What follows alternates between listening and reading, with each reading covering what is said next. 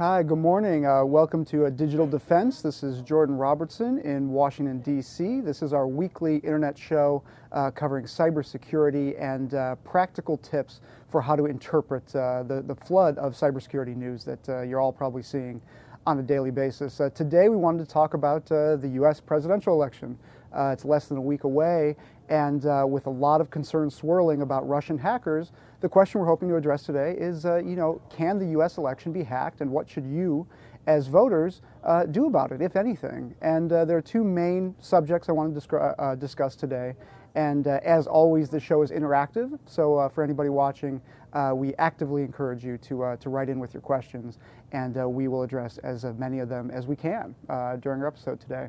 The two subjects that I want to get to today is, one, we're going to be getting to voter registration. This really is the key threat vector for hackers in this election, and there are some very practical, very easy to do things, that you as a voter, you have some power here, and there are some very easy things you can do to check to make sure that information is not tampered with. But the place I want to start is a really, really interesting program that shows, just why it's so hard to trust computers, especially with something as important as the elections. A little bit of background for those of you just joining us. The U.S. intelligence community has, basically blamed Russia for hacking the DNC emails, leaking, kind of inflammatory emails about the Democrat Party and its nomination process leading up to the presidential election. And there are a lot of concerns that come election day next week, there may be more problems. And by way of background, one of the things that I like to say is that there's a lot of concern about can voting machines be hacked. We've done a lot of research on this. They are hackable, but the likelihood that they're actually going to be hacked to change votes is actually pretty low. So my sense is that you should feel confident when you go to a voting machine, assuming it takes your vote correctly and assuming that it's registered your choices accurately. That information is pretty hard to tamper with. However, where things get really interesting are at the tabulator level. These are the central computer programs that exist at the county and the state level that count the votes. Now, these are ordinary PCs, just like the one we're using here, just like the one that you're probably on right now, and they serve a really vital and important role in counting the votes. But the problem is there aren't a lot of checks and balances of that system. And I want to introduce you to a really interesting, hack, as it were, that we came across in reporting a Business Week cover story that ran last month on problems with aging voting technology. One of the most interesting challenges that states and counties face when tabulating votes is ensuring that the computers are simply doing the math right. Now, the main thing that computers do well and better than any other technology is count. But when it comes to voting, sometimes that counting can go wrong. And I want to introduce you to a program called GEMS. So as you can see here, GEMS is used throughout the country, especially in the Southeast and the West Coast, a little bit in the Midwest. GEMS is a computer tabulator, vote tabulation system that was created by a company once known as Diebold. A lot of people think Diebold is dead. It's not. It's just been absorbed into other vote technology companies. Diebold was kind of a firebrand. Diebold was a lightning rod for criticism, because it was kind of a politically aligned company that makes voting technology or made voting technology, and its executives got in trouble for campaigning for certain political individuals. So there are a lot of conspiracy theories floating around about Diebold. Nevertheless, the company doesn't exist anymore. However, its technologies are still widely used throughout the country, as you can see in this map, and this is just the GEMS tabulator that they created. Interesting thing about the GEMS tabulator is not just that it's used in many of the elections that many of you watching may participate in, but it has a bug or a feature, as its creators would call it.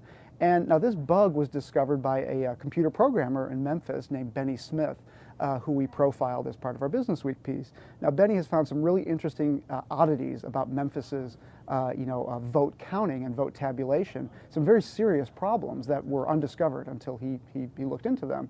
One of the things that he found, which we didn't write about, but which we think is really relevant here, is that GEMS has this feature where in very rare cases, in very rare instances where counties or municipalities are voting on land use taxes, certain votes can be weighted differently. So if I own 1 acre and you own 2 acres, in these very specific cases, your vote will count for twice as much as mine when we're voting on things like property taxes. Again, very rare niche cases. However, the system allows election administrators to adjust and basically weight races according to those guidelines. It makes a lot of sense in those limited uses.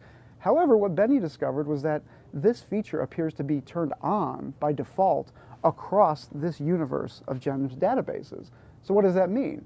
Well, that means you can literally weight races based on who you want to win. You can plug in a percentage into these computers before the race and say, I want Jordan Robertson to get 75% of the vote. And the trick is, going into these races, you don't know if you're going to hack an election, how many total voters will come out. It's very hard to rig the race if you don't know how many voters will come out. But if you can assign percentages to a given candidate, it doesn't matter how many voters come out. You can say Jordan Robertson gets 75% of the vote. Whatever the total number that comes in is tabulated at, the numbers can be adjusted accordingly. I mean, it's impossible to overstate how significant this is. This is, again, a feature, but winds up being a security vulnerability. And I want to give you an example of what that looks like. I should preface this all by saying this is a proof of concept that this computer programmer has come up with. This is just demonstrating that computers can't always be trusted. They can be tampered with easily. And in this case, this isn't even a hack. This is a modification that the creators of the GEM system have enabled on purpose.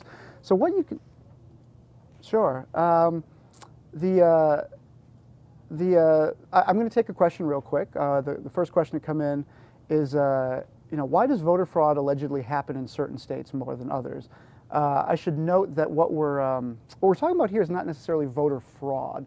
When we talk about voter fraud, we're typically referring to dead people voting kind of against their will, being kind of exploited into voting for certain candidates, being paid to vote, things like that. What we're talking about is election tampering of kind of a digital variety. We haven't seen a lot of examples of this, but we have seen a lot of examples, of course, of garden variety election tampering. What it all comes down to is local politics. It's very hard to tamper with a federal election or a national election for president. It's a lot easier to tamper with elections when you're talking about smaller numbers of votes. So mayors, things like that, city council people. So you'll see those examples in places where those are very, very important elections. There's an incentive to rig the elections, and there are power structures in play that enable that. A couple more questions, and I'll get to this really interesting fraction magic example. The question that came in is, what methods of double checking do we use in the U.S.? Very good question, because in a lot of states, the rules on the books are you have two systems. You've got a paper ballot that you enter into an optical scanner, and that's a digital process that then tabulates the votes. You have two checks and balances. You've got the paper record of I voted for this person, and then you've got the computer record of who I voted for. The problem, as we described in our Business Week piece, was that some states and some counties just don't follow those rules. So many states will say you have to compare the two at the end of the election, so that to ensure that the computers didn't mess up. Problem is, if you don't actually check that, or if you don't check all of that, as was apparently the case in Shelby County in Memphis, Tennessee, which we wrote about, you miss things. And what happened in Memphis was they missed potentially over 1,000 votes that the computers inexplicably dropped because of a kind of a known security bug. So there are checks and balances in place. The question is, who's overseeing that process, and are states and counties actually following those guidelines? Another question here, and we'll get back to fraction magic, is can you talk about voter fraud with people who have died? What methods do we have to prevent that? Well, this is kind of a persistent problem. If you live in a place, I'm from Illinois, and there are lots of our governors, have gone to jail over the years for various forms of fraud. And Chicago is kind of a pretty, known as a pretty corrupt place, or can be, or has been in the past. And a lot of what would happen there and elsewhere is, if you've got dead people on the rolls who have not been purged from the rolls, you can send people in to vote as them, as long as their registration is still active. And this is kind of it's a labor-intensive thing to do. You've got to get lots of people to go into the polls, lots of people to vote absentee if you know that their identities are still valid. So it's work, but it's pretty easy to compare a voter registration database with a list of deceased people from a county, figure out who's dead but still on the rolls, and then vote as them. Hard to rig a national election that way, but that's kind of how it works. A lot of folks have advocated more consistent purging of the rolls, but that's a delicate thing because you don't want to purge people unfairly who are still alive or for other reasons just haven't voted recently. So I wanted to get back to this fraction magic example. So this computer programmer in Memphis, Benny Smith, created what he calls a program called fraction magic. The reason it's called fraction magic is because the GEM system allows what I explained before, which is you to assign percentages or weights to people in certain races based on whatever values you ascribe to them, whether it's landowners and such. What you wind up with is the ability for the system to deal with percentages, to deal with fractions. Now, obviously, on its face, dealing with my vote as a fraction sounds absurd, but the way the system is set up is exactly that. And so here's an image, here's a screenshot of an example. Say a congressional race, Democratic primary. This candidate Cohen gets 63,000 votes. This other candidate Harrington, he gets 17,000 votes. Let's just assume these are the actual authentic results that come in to this particular county. Again, proof of concept, just kind of an example of how systems can be manipulated. That's the before. This is the after. What you'll see is the total number of votes hasn't changed, 80,000 votes. But you can manipulate it so that Harrington wins the election, basically takes Cohen's votes. So now Harrington has 64,000 votes, and Cohen kind of has the inverse. He's got 16,000 votes. The key here is that the total vote number doesn't change. And these are shown in percentages, but you can do them in whole numbers. It's a math program, so you can give it any parameters that you want. But this is a really significant thing, because if you can give a computer program that's as valuable as the GEMS program a very simple instruction to say, give Harrington 80% of the votes, and give Cohen 20%. That's all this program is telling it to do. And what this proof of concept shows is that those types of inputs shouldn't be allowed. The program should just block those kinds of things by default. But one of the things we discovered in reporting on this issue is that this stuff is really, really old. I mean, these GEM systems are 15, 20 years old, and in technology, that's generations beyond what they should be. But these things cost money, and unless the federal government, which distributed some $4 billion after the Bush v. Gore debacle, some 16 years ago, unless that cash infusion comes to the states and counties, we're not going to see them buying lots of new technologies. So you're left with, kind of old systems that allow these really funky, insecure, kind of dangerous things. So, if you take this to its logical conclusion, what you would be worried about is, let's say hackers targeted municipalities, counties, and states in the 3 or 4 key swing states. Let's say they inserted malware that did just this.